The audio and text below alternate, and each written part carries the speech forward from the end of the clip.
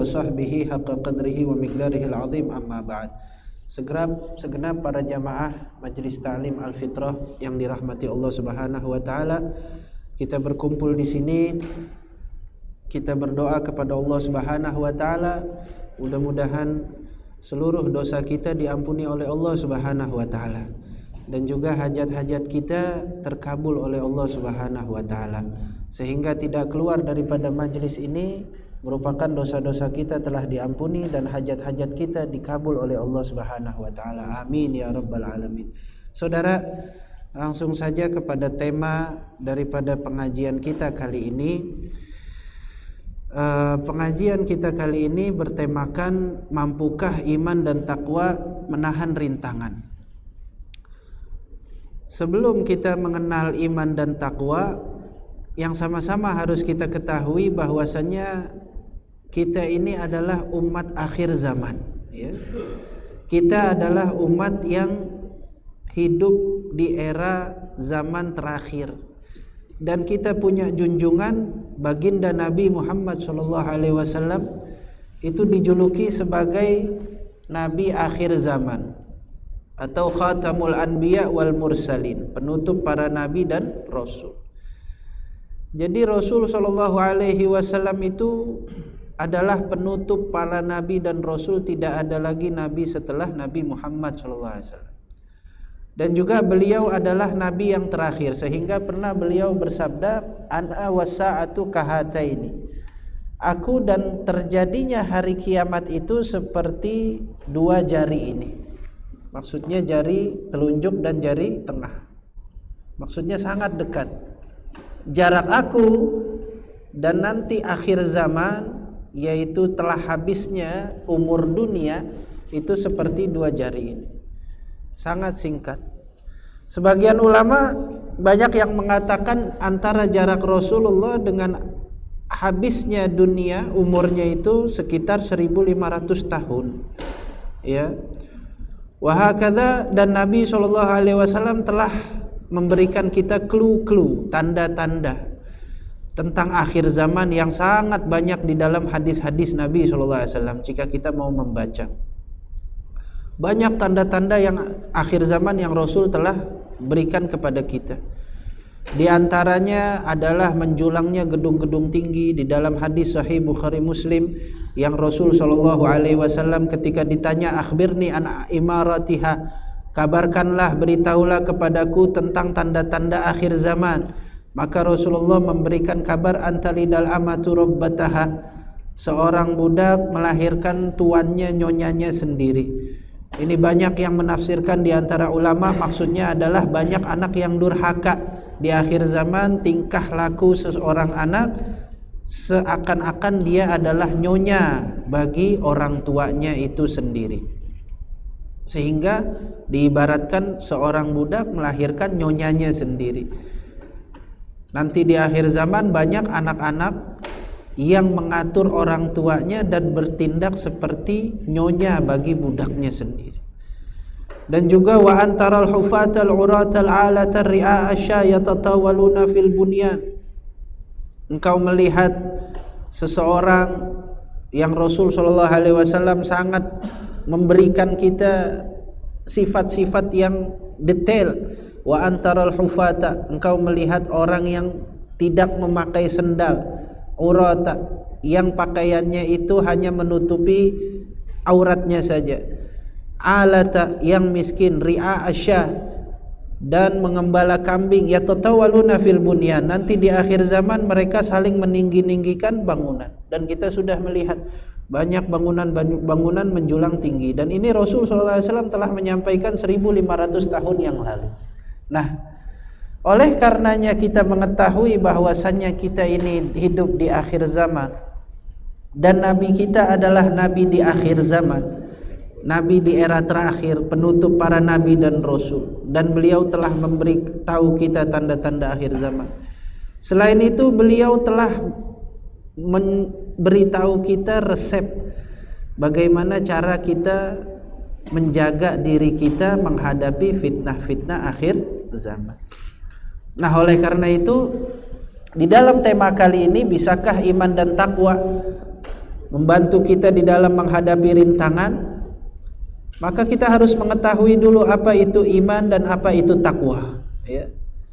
Apa definisi iman dan takwa? Para ulama mendefinisikan takwa itu adalah imtithalul awamir wajtinabun nawahi ma'a ta'zim lillahi ta'ala. Takwa itu adalah imtithalul awamir, mengerjakan seluruh perintah Allah Subhanahu wa taala dan menjauhi seluruh larangan Allah Subhanahu wa taala ma'a ta'zim lillah, bersamaan dengan mengagungkan zat Allah Subhanahu wa taala. Itu definisi takwa. Menjalankan seluruh perintah Allah dan menjauhi seluruh larangannya bersamaan dengan mengagungkan zat Allah Subhanahu wa taala. Itu adalah definisi takwa. Maka bohong kiranya jika ada seseorang mengaku mengklaim dirinya bertakwa atau merasa dirinya bertakwa tapi dia tidak mau mengaji. Karena dari mana dia tahu perintah Allah dan dari mana dia tahu larangan Allah selain daripada jalur mengaji. Bahkan salah seorang sahabat Al-Imam Ali karamallahu wajhah pernah berkata, ta'allam fa innal mar'a la yuladu 'aliman. Belajarlah wahai manusia, wahai saudaraku, karena sesungguhnya seseorang tidak dilahirkan langsung begitu saja dia mengetahui banyak hal. Oleh karena itu seseorang lahir dalam keadaan kosong dan dia perlu belajar. Nah, maka apabila seseorang mau menjadi seseorang yang bertakwa, insan yang muttaqi, yang bertakwa, maka dia harus mengetahui apa saja perintah Allah dan apa saja larangan Allah Subhanahu wa taala. Tentunya perintah Allah Subhanahu wa taala tidak hanya sebatas salat, puasa, zakat dan haji. Itu pun kita harus mengetahui rukun-rukunnya dan syarat-syaratnya. Puasa, hal-hal yang membatalkan puasa, hal-hal yang membatalkan salat, dan salat perlu wudu, maka kita harus mengetahui rukun wudu dan hal-hal yang membatalkan wudu. Tapi selain daripada rukun Islam yang 5, salat, puasa, zakat, haji, ada perintah-perintah Allah yang berkaitan tentang hak-hak dan kewajiban seseorang, seperti hak-hak dan kewajiban orang tua, hak-hak dan kewajiban seorang anak. Anak mempunyai hak dan juga mempunyai kewajiban. Begitu juga orang tua mempunyai hak, dan jangan lupa orang tua juga mempunyai kewajiban. Begitu juga bagaimana adab dan hak-hak kewajiban menghadapi bawahan atau atasan atau tetangga atau teman, kerabat. Ini semua masing-masing ada ilmunya. Yang mana kita harus menuntut ilmunya secara pelan-pelan, ya, dan satu persatu, dan tidak bisa kita mengetahuinya sekali duduk saja. Itulah definisi takwa. Di dalam definisi lain, Al-Imam Ali karamallahu wajhah pernah ditanya tentang apa itu takwa. Ya Imam, ya Amirul Mukminin, ma huwa taqwa? Wahai Imam, apa itu takwa? Maka beliau menjawab, at-taqwa huwa khauful jalil wal amal bima fit tanzil wal isti'dad liyaumir rahil. Kata Imam Ali, takwa itu adalah takut kepada Allah, beramal dengan apa-apa yang diturunkan, maksudnya Al-Quran dan hadis, kemudian isti'dad, bersiap-siap untuk hari keberangkatan, hari penjemputan, yaitu kematian. Ini Imam Ali karamallahu wajhah mendefinisikan takwa itu 3. Takut kepada Allah, khauful jalil, wal amal bima fit tanzil, dan mengamalkan apa-apa yang turun, maksudnya Al-Quran dan hadis, wal isti'dad liyaumir rahil, dan siap-siap untuk hari keberangkatan. Itulah definisi takwa. Khauful jalil, takut kepada Allah. Siapa yang takut kepada Allah? Di dalam Al-Quran Allah Subhanahu wa ta'ala berfirman, innama yakhshallaha min ibadihil ulama. Hanya saja yang takut kepada Allah daripada hamba-hambanya adalah ulama, ahli ilmu. Kalau kita belajar bahasa Arab, sastra Arab, innama itu yufidul hasr. Innama itu, kalimat innama itu berarti hanya saja, tidak ada lain, tidak ada bukan, menyempitkan satu makna. Hanya saja, innama yakhsyallaha, yang takut kepada Allah, min ibadihi, daripada hamba-hambanya, tidak ada lain, tidak ada bukan, hanya saja siapa? Al ulama, para orang alim yang mengetahui ilmu. Maka Allah Subhanahu wa taala menegaskan bahwasanya yang takut kepadanya adalah orang-orang yang mengetahui zat Allah dan yang mengetahui hakikat ini dunia. Bukan hanya menyembah tanpa tidak mempunyai ilmu. Oleh karena itu Al-Imam Munawi mengatakan, Allah tidak mengatakan innama yakhsyallaha min ibadihil abidun.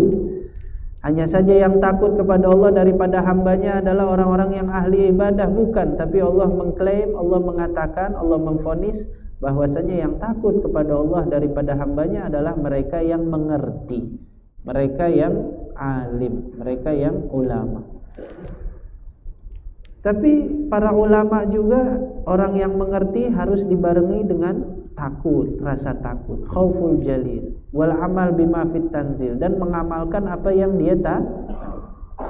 Setiap kita belajar, misalnya nih, kita belajar hari ini dengan Ustadz Fulan, apa kita belajar? Rukun wudu.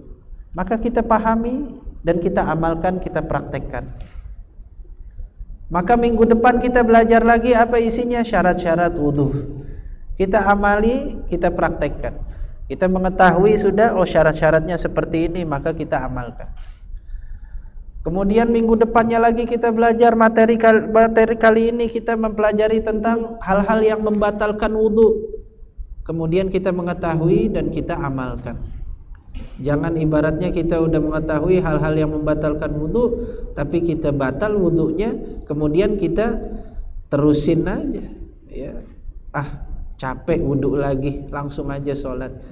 Itu namanya tidak mengamalkan apa yang kita tahu. Wal isti'dad liyaumir rahil, dan bersiap-siap untuk hari keberangkatan. Itulah definisi takwa yang didefinisikan oleh Al-Imam Ali karamallahu wajhah. Tentunya Al-Imam Ghazali rahimahullah di dalam kitab Bidayatul Hidayah, beliau mengatakan ilmu yang bermanfaat adalah ilmu yang bisa mendekatkan dirimu kepada Allah Subhanahu wa taala. Kalau kita mau tahu ilmu yang bermanfaat sama ilmu yang tidak bermanfaat, ilmu yang bermanfaat adalah ilmu yang ketika kita mengaji, kita tahu ilmu tersebut, maka kita bertambah takut kepada Allah Subhanahu wa taala dan kita bertambah cinta kepada sesama muslim dan tidak bermusuhan kepada sesama muslim, dan kita mengetahui hak-hak dan kewajiban diri kita. Itulah ciri-ciri ilmu yang bermanfaat.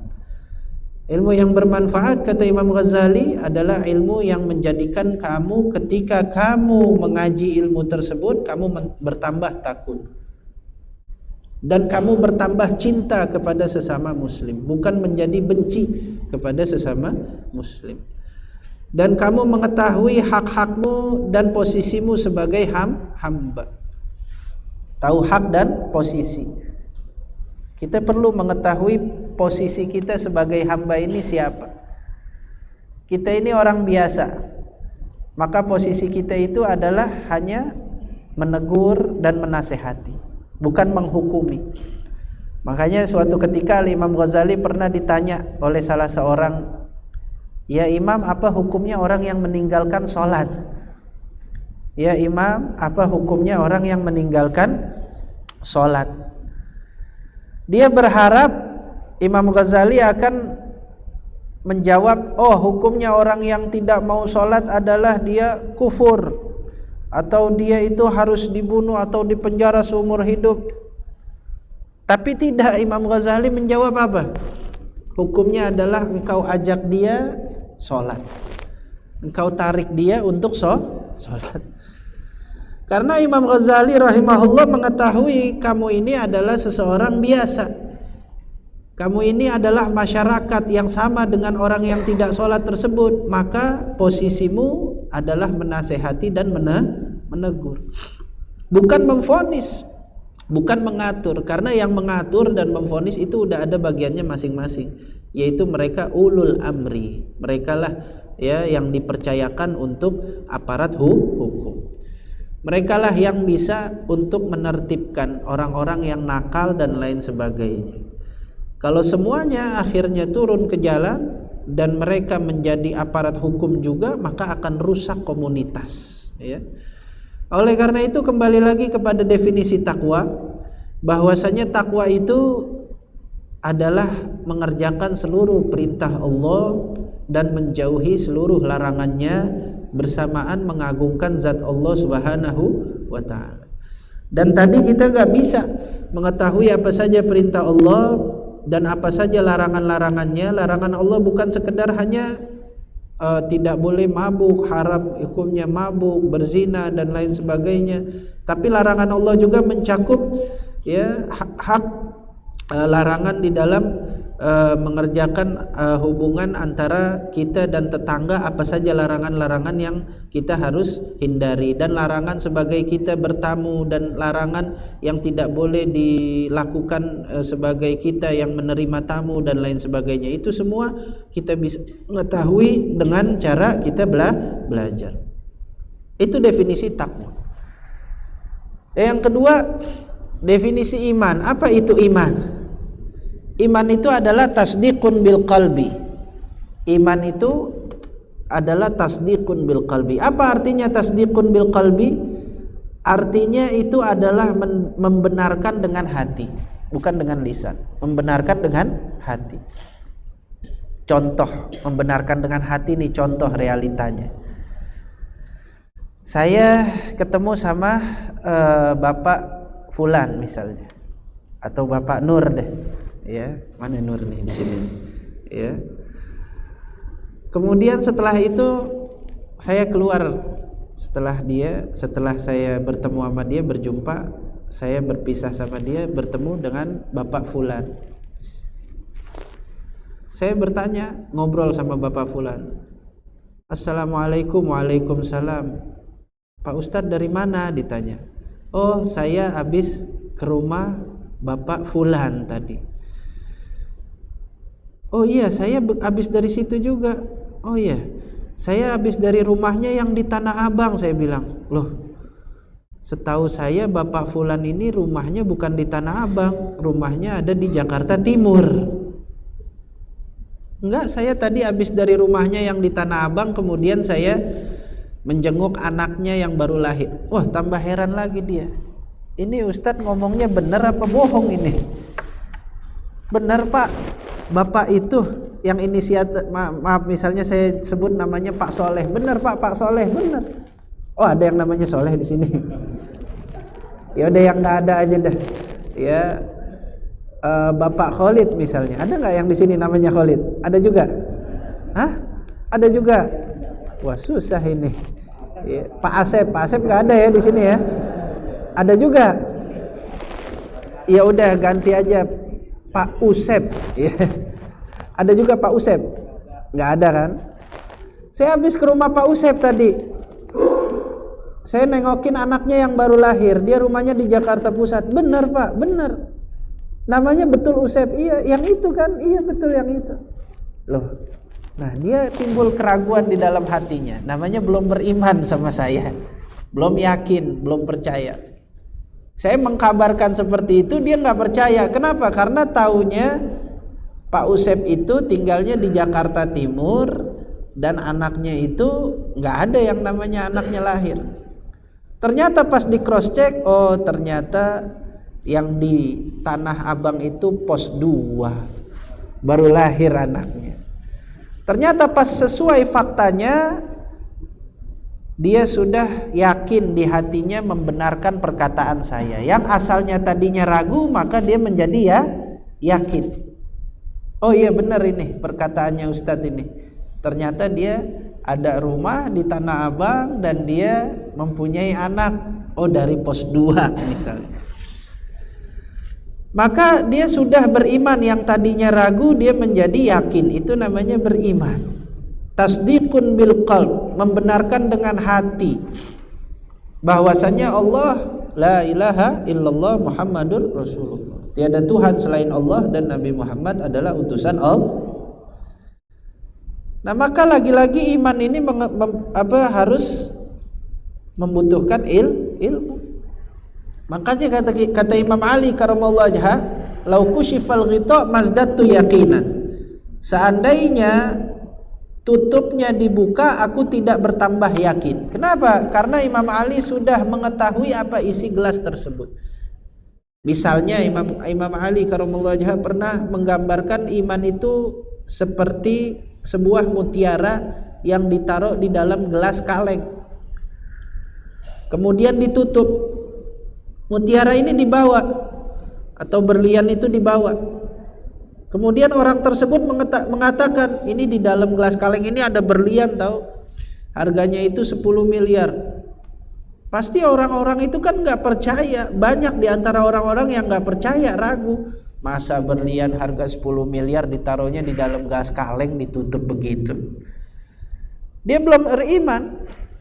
Bagaimana caranya dia beriman? Caranya adalah dia harus mengetahuinya. Dia harus membuka tutupnya tersebut. Ketika dia buka tutupnya, ternyata memang benar ada berlian, baru dia beriman. Baru dia percaya isi di dalam gelas tersebut adalah berlian yang mahal harganya.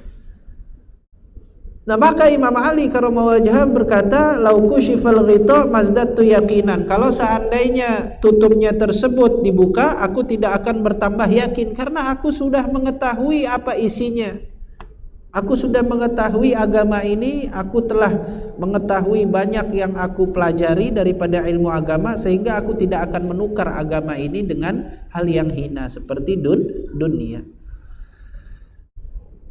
Nah, oleh karena itu yang namanya iman dan takwa lagi-lagi membutuhkan ilmu. Sangat penting kita menuntut ilmu agar kita memperkuat iman dan takwa. Jadi kesimpulannya, di dalam tema kali ini, bisakah iman dan takwa kita menjaga kita daripada berbagai macam ujian yang ada di akhir zaman? Kita harus mengetahui dulu iman dan takwa. Ternyata iman dan takwa itu membutuhkan ilmu. Agar kita menjadi orang yang bertakwa, maka kita harus mempelajari ilmu agama, memperdalam ilmu agama, memperdalam hukum, bagaimana hukumnya ini, bagaimana hukumnya itu, bagaimana hak-haknya, bagaimana kewajiban kita sebagai ini dan itu. Dan itu tidak bisa dengan lambat. Maksudnya tidak bisa dengan sekali dua kali duduk. Harus banyak ya, harus kita sering duduk. Dan juga bagaimana cara kita mempunyai iman yang yakin terhadap agama sehingga kita tidak gencar. Maka kita harus belajar. Dan bermodal dua iman dan takwa ini, kita bisa selamat daripada fitnah-fitnah akhir zaman. Tahu fitnah akhir zaman? Fitnah akhir zaman ini dikatakan oleh ulama sifatnya itu ikhtalata fihil haq wal batil. Bercampur antara yang hak dan yang batil. Pernah Huzaifah ibnul Yaman ini ditanya. Huzaifah ibnul Yaman itu adalah seorang sahabat Nabi SAW. Beliau itu, Huzaifah ibnul Yaman itu adalah pakar akhir zaman di antara para sahabat. Banyak hadis-hadis tentang akhir zaman yang bersumber daripada Huzaifah ibnul Yaman. Julukannya adalah sahibu sirri Rasulullah SAW. Beliau adalah yang memegang banyak rahasia Rasul SAW. Sehingga di dalam satu riwayat, Sayyidina Umar bin Khattab ini bertumpu kepada Huzaifah ibnul Yaman di dalam mensolati jenazah, karena beliau sebagai presiden. Karena Huzaifah ibnul Yaman itu banyak mendengar sabda Nabi tentang orang-orang yang munafik. Jadi Nabi SAW membisikkan Huzaifah ibnul Yaman tentang orang-orang yang kafir dan munafik dari diciptakan Nabi Adam sampai akhir zaman. Rasulullah kasih tahu itu semuanya. Kalau udah Rasulullah yang mentalkinkan, maka nggak akan lupa. Sanuqri'uka fala tansa illa masya Allah. Ini Huzaifah ibnul Yaman, sahabat yang luar biasa. Banyak dia menyimpan hadis-hadis tentang akhir zaman. Pernah ditanya, wahai Huzaifah, akharajad dajjal final an, apakah dajjal akan keluar sekarang? Melihat kondisi situasi ketika itu sangat luar biasa, banyak sahabat yang dibunuh dan huru-hara sana sini. Apakah dajjal akan keluar sekarang? Apa jawabnya Huzaifah ibnul Yaman? La, wallahi law kharajad dajjal fikumul an la rammathu sibyan bil khazaf walakin sayakhruju fi zamanin fi qillatil ilm wa khifatid din. Kata Huzaifah ibnul Yaman, tidak, dajjal tidak akan keluar sekarang. Kalau dia keluar sekarang bakalan ditimpukin sama anak kecil pakai batu, nggak laku dia.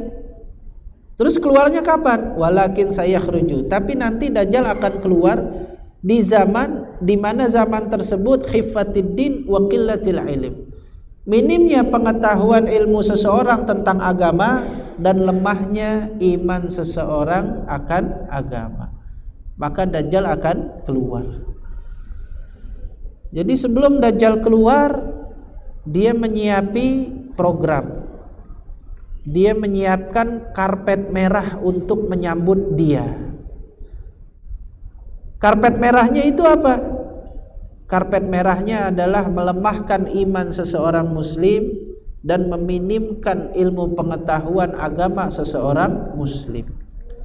Sehingga jika imannya lemah dan pengetahuan agamanya minim, maka akan gampang dajjal untuk memfitnah dan mengajak orang-orang muslim menjadi kubunya, ikut kepada dia. Nauzubillah min dzalik. Ini fitnah akhir zaman. Saya sering katakan di majelis saya bahwasanya dajjal itu fitnahnya enggak besar-besar. Enggak besar. Kita enggak, ibaratnya apa sih setakut-takutnya kita sama fitnah dajjal? Siapa yang tahu fitnah dajjal di sini? Kira-kira apa? Siapa yang tahu di sini fitnah dajjal? Menghidupkan orang mati. Kira-kira kalau ada orang menghidupkan orang mati di tengah-tengah kita sekarang, kita ikutin dia? Nggak bakal. Kenapa? Kita nggak butuh itu. Nggak berat-berat amat ujiannya. Ada orang bilang, saya bisa menghidupkan orang yang mati, saya hidupkan lagi. Nggak banyak pengikutnya kalau begitu. Bisa terbang, itu sih kecil. Ada yang lebih besar fitnahnya dia. Apa fitnahnya? Fitnahnya adalah ngasih makan sama minum orang. Itu doang fitnah. Ngasih makan sama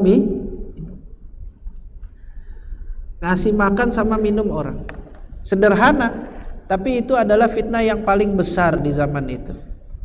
Kalau kita coba kita telisik lagi, sebenarnya kita ini hidup di dunia untuk apa? Dan kita hidup di dunia itu apa yang kita butuhkan? Allah berfirman dalam Al-Quran, wa ma khalaqtul jinna wal insa illa liya'budun. Tidaklah aku ciptakan jin dan manusia kecuali hanya untuk beribadah. Tugas kita ibadah di dunia. Lantas untuk menyambung hidup di dunia kita butuh apa? Makan dan mie. Apakah kita butuh mobil? Sejatinya kita bisa hidup tanpa adanya mobil.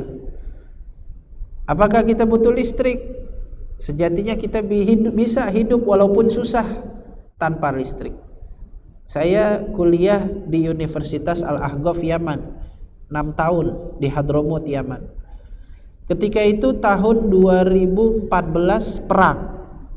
Terjadi perang di Yaman Utara. Kita yang ada di Yaman Selatan terdampak efek perang tersebut. Apa efek perang tersebut?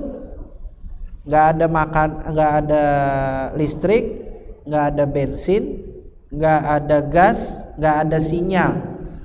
Jadi kita hidup berbulan-bulan itu tanpa listrik, tanpa gas, tanpa bensin, bensin bahan bakar, tanpa sinyal.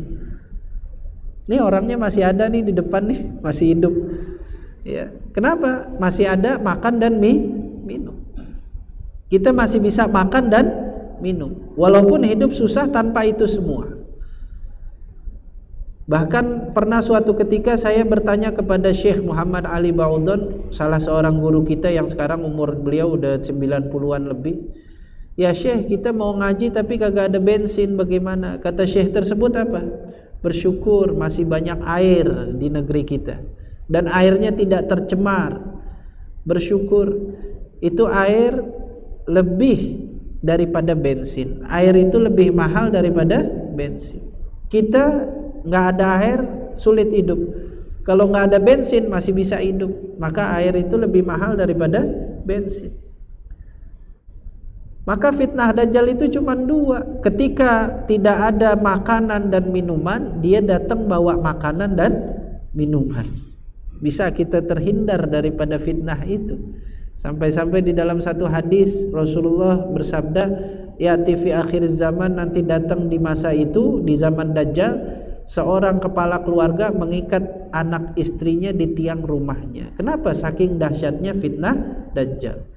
Bahkan di dalam hadis lain Rasulullah SAW bersabda, ada seseorang laki-laki mau menukar roti dengan sekantung emas, dan orang tersebut tidak mau rotinya ditukar dengan sekantung emas. Kenapa? Karena berharganya roti tersebut. Jangan jauh-jauh. Sekarang terjadi di Palestina, mereka lebih membutuhkan air bersih dan sepotong roti untuk makan. Kalau ada yang bawa sekantong emas, dan udah ada yang bawa sekantong emas, dia mau tukar dengan roti yang dipegang oleh salah seorang daripada korban perang tersebut, nggak mau ditukar. Kenapa? Karena dia butuh roti, bukan butuh emas. Emas juga buat apa? Negeri sedang dilanda perang seperti itu, mau beli apa? Mau beli mobil nggak bisa, mau beli rumah nggak bisa, hanya butuh makan dan minum. Dan begitulah nanti fitnah Dajjal yang akan datang. Maka kita persiapkan iman dan takwa kita menghadapi itu. Kita kuatkan iman dan takwa, jangan sampai kita menukar agama kita dengan sepotong roti yang dibawa oleh Dajjal dan seteguk air yang dibawa oleh dia. Kalau kita mau tahu berharganya ini agama, maka kita pegang teguh dan kita kuatkan iman dan takwa. Ya. Gampang aja. Fitnahnya itu cuman roti dan air. Lah sekarang aja masih banyak, alhamdulillah, kita setiap pagi masih bisa nemuin nasi uduk, masih bisa nemuin roti, masih bisa nemuin nasi ulam, macam-macam, masih bisa nemuin lontong sayur, masih bisa minum. Tapi apa? Tapi berapa banyak di antara orang-orang lain yang nggak ada di sini, muslimin, yang menukar kehormatannya demi sebuah kaleng Alphard, menukar harga dirinya, jati dirinya demi sebuah batu rumah, yang rumah itu terdiri daripada semen dan pasir, batu. Menukar agamanya demi dunia. Nauzubillah min dzalik. Itu belum seberapa fitnahnya, baru ditawari sesuatu yang menggiurkan. Padahal kita bisa hidup tanpa itu semua. Kita bisa hidup tanpa mobil yang mewah, bisa dengan mobil yang biasa sederhana. Motor yang mewah dengan motor yang sederhana. Rumah yang mewah, kita cukup dengan hidup dengan naungan rumah yang sederhana yang bisa menaungi kita daripada terik matahari dan derasnya hujan, dinginnya malam. Tapi berapa banyak orang yang tertipu sehingga merugikan orang lain. Dia rela menukar itu semua, sehingga bukan diri dia saja, tapi orang sekitarnya merasakan kerugian dan kezaliman akibat perbuatannya, karena dia ditukar dengan hal-hal tersebut. Dikasih pangkat kemudian ditukar. Ini Dajjalnya belum keluar nih. Bagaimana kalau seandainya Dajjalnya keluar dan di zaman itu tidak ada makan dan minum? Karena Rasulullah SAW bersabda di dalam satu hadis, kata Nabi SAW, nanti 12 salah sanawat fi zamanid Dajjal, sebelum 3 tahun Dajjal keluar, itu 3 tahun sebelum Dajjal keluar, Allah Subhanahu wa taala menghentikan setengah daripada curah hujan. Sepertiga daripada curah hujan. 2 tahun sebelum Dajjal keluar, Allah menghentikan setengah daripada curah hujan. 1 tahun sebelum Dajjal keluar, Allah Subhanahu wa taala menghentikan 2/3 atau seluruh daripada curah hujan. Sehingga ketika Dajjal keluar tidak ada hujan lagi. Dampaknya apa? Hewan ternak mati, tumbuhan tidak numbuh, maka tidak ada panen. Kemudian air tidak ada, makanan tidak ada. Lah yang kita butuhin makan dan minum justru. Manusia itu sejatinya hanya butuh makan dan minum. Ya. Pakaian mewah banyak 100, 10. Kita hanya butuh 1 pakaian yang menutupi aurat kita, atau 2 pakaian cukup. Nah, di zaman itu, di zaman Dajjal tersebut sangat banyak kemudahan. Bahkan gratis. Semua orang akan kaya di zaman tersebut. Semua orang ingin jalan-jalan ke seluruh pelosok dunia dengan mudahnya. Seseorang bisa naik pesawat dengan mudah, bisa naik kendaraan mobil dengan mudah, dan bisa pulsa ketika di zaman tersebut sangat murah, bahkan gratis. Semua orang kaya di zaman tersebut. Di zaman Dajjal semua orang kaya. Ya, kalau dulu aja mungkin tahun 90-an kita mau ke Singapura tiketnya mahal, tapi sekarang ke Singapura tiket 300-400 ribu. Coba aja cek di Traveloka, ya. Ada yang langsung ngecek di Traveloka bulan Januari, ya 300-400 ribu ke Singapura tiketnya. Sangat mudah, apalagi nanti di zaman Dajjal itu sangat mudah, mau kemana aja bisa. Cuman 1 aja udah, nggak ada makan, nggak ada mie. Disitulah seseorang diuji keimanannya. Oleh karena itu perkuatkan iman dan takwa kita dari sekarang. Kita pelajari agama, memperdalam agama, nilai-nilai agama, dan kita kuatkan iman kita dengan mengamalkan apa yang kita pelajari. Dan kita mengetahui zat Allah dan mengetahui agama ini, sehingga apabila ujian-ujian, ya kita berlindung dari Allah daripada ujian yang berat tersebut, dan kita bisa terhindar daripada ujian-ujian yang ada sekarang. Karena berapa banyak orang yang kalah dengan ujian yang ada sekarang. Berapa banyak di antara mereka yang menukar kehormatannya demi dunia. Berapa banyak di antara mereka yang menukar jati dirinya demi dunia. Mereka rela untuk mengubah dirinya sebab dunia. Mereka rela untuk tidak menjadi jati dirinya, nggak menjadi orang biasa, hidupnya penuh dengan acting yang mana sebetulnya itu beban bagi dia, tapi dia lakukan untuk mengejar dunia, untuk mengejar fitnah-fitnah yang ada di zaman sekarang. Ya, maka ayo kita persiapkan iman dan takwa kita untuk menghadapi ujian-ujian tersebut, ya. Wallahu a'lam bishawab, ya. Maka mampukah iman dan takwa menahan rintangan? Sangat mampu, dan memang modalnya iman dan takwa agar kita bisa menahan rintangan-rintangan tersebut, ya. Nah, ada yang mau bertanya silahkan.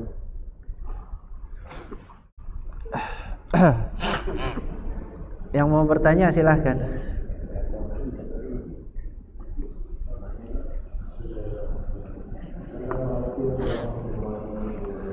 Waalaikumsalam warahmatullahi wabarakatuh. Alhamdulillah. Yang pertama saya mengucapkan terima kasih pada Ustaz sudah hadir di kami. Tema hari ini yaitu tentang mampukah iman dan takwa menahan rintangan. Ya, kalau saya sebagai orang Muslim mengenal itu ada Islam, iman, dan ihsan. Ya. Nah, Islam, iman, ihsan, betul. Di dalam surat Ali Imran ya ayat 14. Nah. Dan ini yang menjadi tantangan atau rintangan bagi diri saya khususnya. Nah. Dijadikan indah pada pandangan manusia kecintaan kepada apa-apa yang diingininya. Iya. Yaitu wanita-wanita, ini wanita-wanita yang pertama ya. Yang kedua anak-anak. Ketiga, harta yang banyak dari jenis emas, perak, kuda pilihan, binatang-binatang ternak, dan sawah ladang. Itulah kesenangan hidup di dunia dan di sisi Allah tempat kembali. Ini yang sering saya rasakan sebagai rintangan, godaan ya. yaitu pandangan indah terhadap wanita, terhadap anak-anak dan harta yang banyak. Nah, bagaimana menurut Ustaz cara mensikapinya tentang rintangan dan dengan itu? Apakah itu suatu ketetapan dari Allah bahwa manusia itu punya pandangan indah terhadap wanita, anak dan harta benda yang banyak? Terima kasih. Assalamualaikum warahmatullahi wabarakatuh. Waalaikumsalam warahmatullahi wabarakatuh. Ya, di dalam surat Ali Imran Allah berfirman, "Zuyyina lin-nasi hubbus syahawati minan nisa'i wal banina wal qanatiril muqattarati wan-dhahabi wal fiddati wal khailil musawwamati wal an'ami wal harth. Dzalika mata'ul hayatid dunya wallahu 'indahu husnul ma'ab." Memang dihiasi bagi seseorang itu hubbus syahawat. Manusia itu dikasih syahwat, hawa nafsu, syahwat. Beda dengan malaikat yang mereka hanya diberi akal saja tanpa syahwat. Kita diberi akal dan syahwat, hawa nafsu. Kalau hewan hanya diberi syahwat, hawa nafsu tanpa diberi akal. Maka manusia itu diberikan akal dan syahwat, hawa nafsu. Syahwat itu sebagai tazyin, sebagai penghias kehidupan kita. Jadi di dalam hadis lain, ketika Allah Subhanahu wa taala menciptakan Nabi Adam dan zuriyahnya, malaikat bertanya, "Ya Allah, innal arda la tasa'uhum." Ya Allah, ini bumi ini enggak bakal cukup bagi Adam dan zuriyahnya. Dari zaman Nabi Adam sampai akhir, enggak cukup ini dunia. Ini bumi tidak akan cukup. Kata Allah, "Inni khaliqun mauta." Aku ciptakan kematian. Tabarakalladzi biyadihil mulku wa huwa ala kulli syai'in qadir.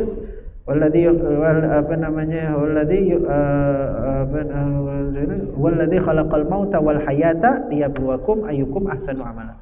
Allah menciptakan siklus kehidupan dan kematian agar ada kecukupan. Dari zaman Nabi Adam sampai akhir ada kematian dan kehidupan yang terjadi pada manusia. Ada yang mati, ada yang hidup, ada yang mati, ada yang hidup. Kalau enggak, dunia enggak bakal cukup. Kemudian kata malaikat, kalau begitu mereka bakalan enggak nafsu hidup. Kalau begitu mereka akan sumpek hidupnya di dunia karena ada kematian. Maka Allah berfirman, "Inni khaliqun amala." Aku ciptakan bagi mereka manusia harapan dan hawa nafsu. Dari harapan dan hawa nafsu itulah yang menjadi warna di dalam kehidupan mereka. Jadi kalau coba seandainya manusia kagak ada harapan, kagak ada hawa nafsu, itu mukanya aja pucat itu, dan nafsu hidup.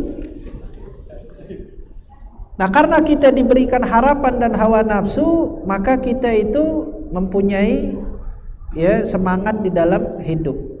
Semangat di dalam hidup. Karena mempunyai harapan walaupun sekecil apapun, ya.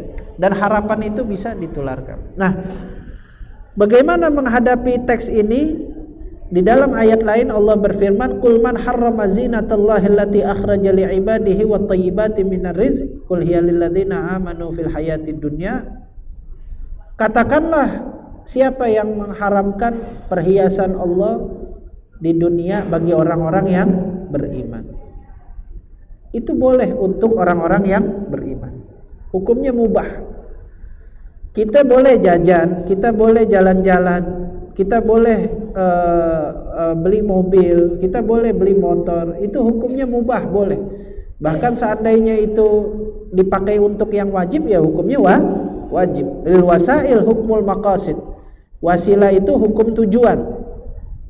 Kita wajib sholat subuh, tapi kita nggak bakalan sholat subuh kecuali kita harus pakai beker atau alarm. Maka hukumnya kita pakai alarm wajib, karena kita pasti kalau nggak pakai alarm pasti kagak sholat subuh. Kita pengen sholat tahajud tapi nggak bakal kita bisa bangun kecuali pakai alarm, maka hukum alarm sunnah, karena wasilah hukum tujuan. Ya, kalau nggak pakai alarm pasti kagak bangun. Maka hukumnya pakai alarm sunnah untuk kita bisa bangun tahajud, dan begitu juga. Nah, oleh karena itu pernah suatu ketika Muawiyah bin Abi Sufyan gubernur di Mesir bertemu Sayyidina Umar bin Khattab. Sayyidina Umar bin Khattab pas bertemu rapat Muawiyah bin Abi Sufyan ini pakai pakaian jubah, dan Amr bin As juga yang di sisinya pakai jubah, pakai pakaian mewah, pakai kendaraan mewah. Sayyidina Umar tegur yang di Madinah, Khalifah Rasul SAW, Amirul Mukminin, ya Muawiyah, ente ajaran dari mana ini?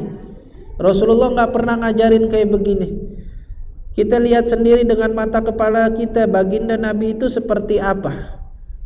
Baginda Nabi itu sebaik-baiknya contoh, tapi baginda Nabi itu bahkan ya bajunya sangat terbatas, dan istri-istrinya pun diriwayatkan minjem bajunya, yang satu dicuci, minjem baju dulu yang lain, kemudian ntar bajunya yang udah selesai dicuci, baju orang lain dicuci, dibalikin. Istri-istrinya Nabi bajunya minjem lah, kita kagak ada yang minjem baju, alhamdulillah. Akhirnya apa kata Muawiyah itu tadi? Dijawab dengan ayat, Qul man harrama zinatallahi allati akhraja li'ibadihi wat thayyibati minar rizq. Siapa yang berani mengharamkan rezeki yang bagus, hal-hal yang mubah di dunia, itu kan emang diperuntukkan untuk manusia yang hidup di dunia dan untuk orang-orang yang beriman. Maka Sayyidina Umar meminta alasan, kenapa engkau pakai baju ini? Saya pakai baju ini karena saya berdampingan dengan negeri Romawi. Kalau engkau di Madinah, sekelilingmu muslimin, tapi aku ranah dakwahku ini berdampingan di negeri Romawi, agar mereka melihat Islam itu punya izzah, punya harga diri, dan Islam itu enggak kucel-kucelan, Islam itu enggak keterbelakangan, tapi Islam itu kuat. Islam itu ya punya harga diri dan punya izzah. Nah, maka kesimpulan dari jawaban tersebut, kita boleh untuk bersenang-senang dengan yang mubah, bersenang-senang dengan yang dibolehkan seperti jajan, jalan-jalan, beli mobil mewah dan lain sebagainya, asalkan tidak melupakan kita kepada Allah Subhanahu wa ta'ala. Jangan hal tersebut menjadi kita lupa terhadap Allah Subhanahu wa ta'ala. Jalan-jalan tapi sholat. Jangan nanti kita jalan-jalan bulan madu ini itu kagak sholat ya. Jalan-jalan, ajak orang tua, ajak anak, istri, dan niatkan yang baik-baik ketika jalan-jalan. Habib, saya mau beli mobil Alphard ya, buat apa? Saya ini kan dakwah misalnya, atau kerja. Saya ini suka ke Jawa Timur. Lah kalau naik mobil Sigra yang ada sampai sono bukannya ceramah, yang ada diurut saya. Maka saya butuh mobil yang nyaman misalnya. Ya kalau memang itu niatnya, maka Allah yang Maha mengetahui niat masing-masing. Tapi kalau buat keren-kerenan ini itu, ya dilihat dulu dah. Kita sedekahnya udah banyak apa belum? Kalau sesuai seimbang dengan sedekahnya, maka tidak mengapa. Intinya nggak ada larangan untuk kita menikmati hidup dengan apapun yang kita punya, tapi ingat jangan sampai melupakan hal tersebut, jangan sampai membuat kita lupa kepada Allah Subhanahu wa ta'ala. Ya, lupa sholat, lupa puasa, lupa zakat, lupa bersedekah. Jangan sampai kita lupa ngaji, karena biasanya yang hal-hal yang nikmat, hal-hal yang membuat kita enak, ya, hal-hal yang melezatkan di dalam Al-Quran itu bisa melupakan diri kita daripada Allah Subhanahu wa ta'ala. Makanya jaga-jaga. Ya, biasanya kan kita kalau tidur yang di tempat biasa pasti gampang terbangun, tapi kalau tidurnya empuk susah bangunnya. Makanya di antara ulama ada yang namanya mujahadah, berjuang untuk baca Quran, untuk ini, ya itu. Tapi kalau kita orang biasa, ya sekiranya kita kita jalanin kewajiban, jalanin yang sunnah-sunnah cukup. Ya, jadi nggak ada harangan, nggak ada larangan ya. Hubbus syahawati minan nisa'i wal banin wal qanatiril muqantarah, nggak ada larangan. Kita bernikmat-nikmat atau melakukan hal-hal yang kita bersenang-senang dengan apa yang ada di dunia, selagi tidak melupakan diri kita kepada Allah Subhanahu wa ta'ala. Ada lagi yang mau bertanya? Silahkan. Cukup? Nah, ada satu lagi. Iya. Terakhir ya, terakhir. Jawab dengan singkat. Waalaikumsalam warahmatullahi wabarakatuh. Oh, nah.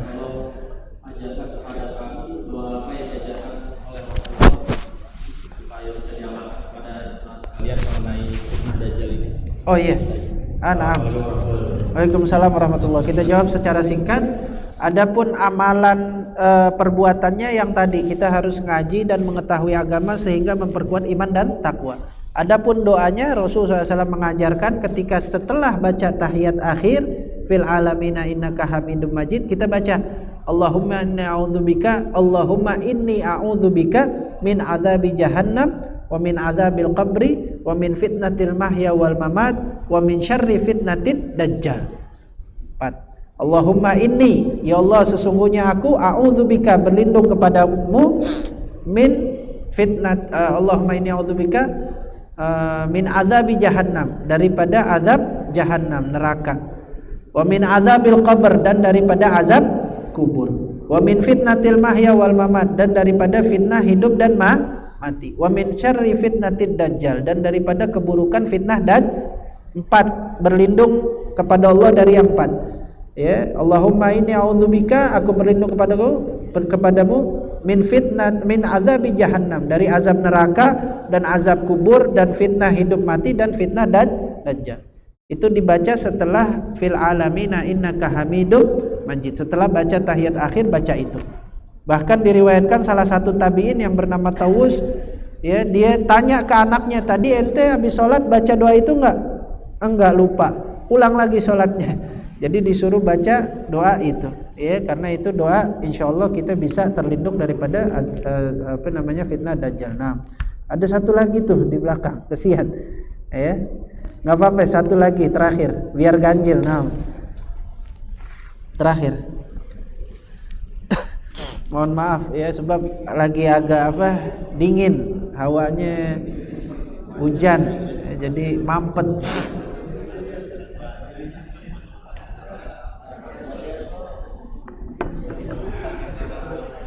Saya jawab singkat. Waalaikumsalam warahmatullahi wabarakatuh. Iya.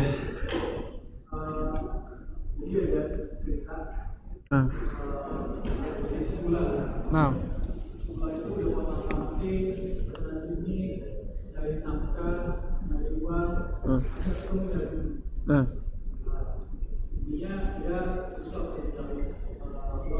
Nah, rezeki.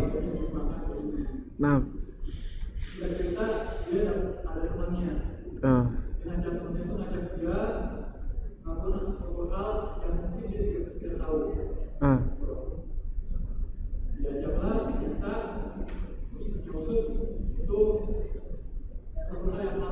Iya.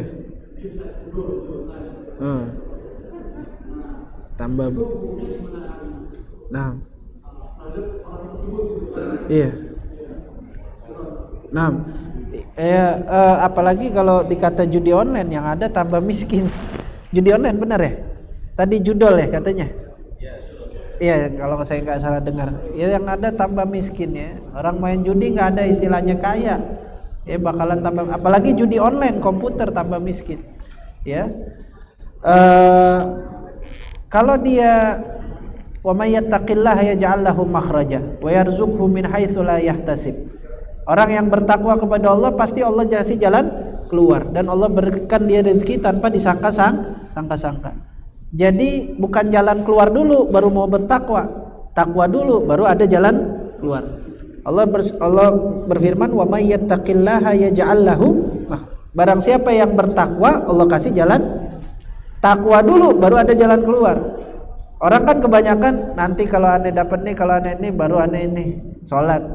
Bukan, sholat dulu, takwa dulu.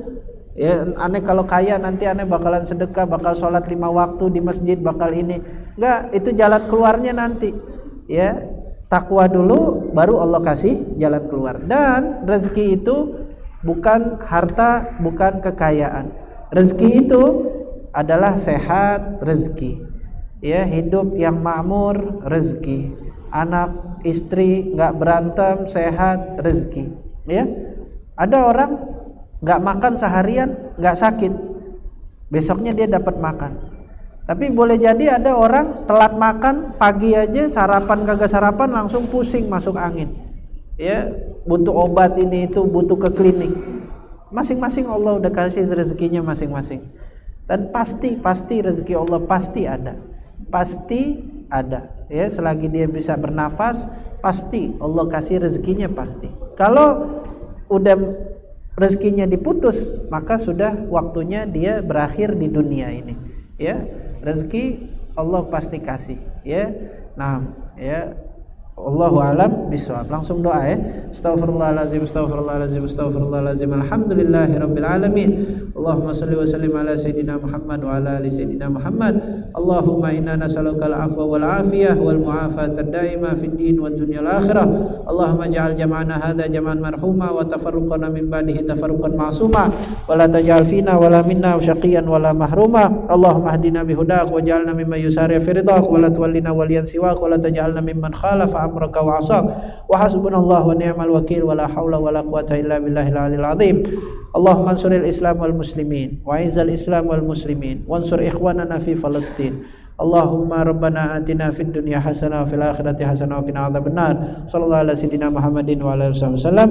Walhamdulillahi rabbil alamin. Wa lakum minkum wassalamu alaikum warahmatullahi wabarakatuh. Sabilud dumu'i sabilun murih تنهد يا صاحي كي تستريح وبث الدعاء الخفي الصريح يسعك الفضاء الرحيم الفسيح.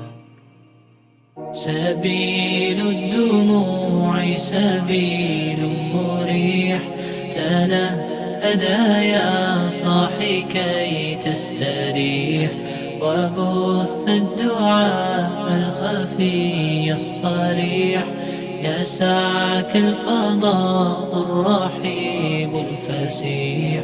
سبيل الدموع سبيل مريح تنهد يا صاحي كي تستريح وبث الدعاء الخفي الصريح يسعك الفضاء الرحيب الفسيح.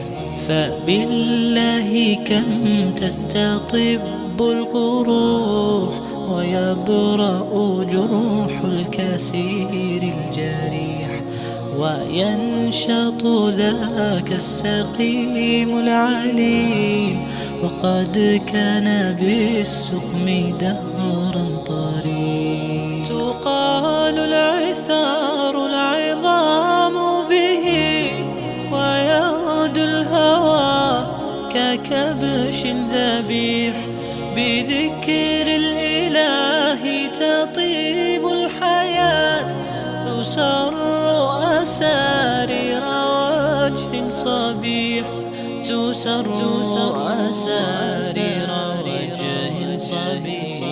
سبيل الدموع سبيل مريح تنهد يا صاحي كي تستريح وبث الدعاء الخفي الصريح يسعك الفضاء الرحيب الفسيح. سبيل الدموع سبيل